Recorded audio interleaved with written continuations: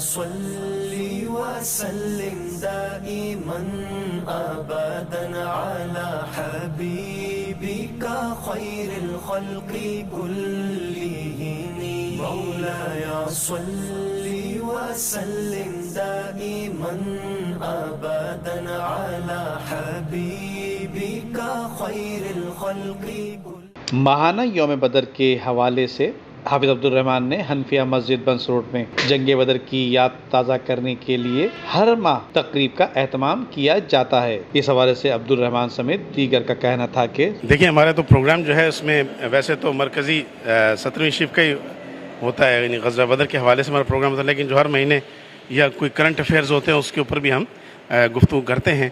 तो ये जो फ्रांस के अंदर जो सरकार दो आलम सल्लल्लाहु अलैहि वसल्लम की गुस्ताखाना खाके शाये करने का जो एक अल्टीमेटम दिया गया है, ये अमन आलम को तबाह करने की बहुत बड़ी साजिश है।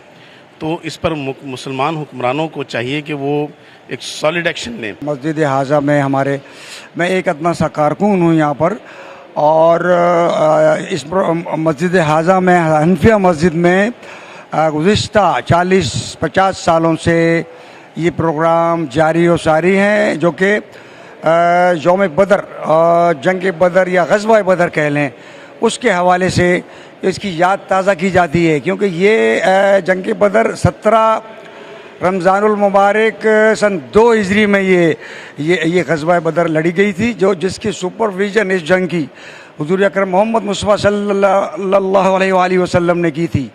और इसमें सिर्फ 313 मुजाहिदीन जो सहाबा उन्होंने शिरकत की थी, और हुज़ूर अकरम सल्लल्लाहु अलैहि वसल्लम की दुआओं से ये जंग जो है कुफ़ार के ख़िलाफ़ जीती गई और अल्लाह ने उसमें मदद फरमाई। जबकि इनका कहना था कि नामूस रिसालत सल्लल्लाहु अलैहि वसल्लम के खिलाफ हम तमाम उम्मत मुस्लिमा एक प्लेटफॉर्म पर जमा हैं। कैमरामैन अमजद इकबाल के साथ Nadeem Siddiqui, metro 7 city news, Karachi.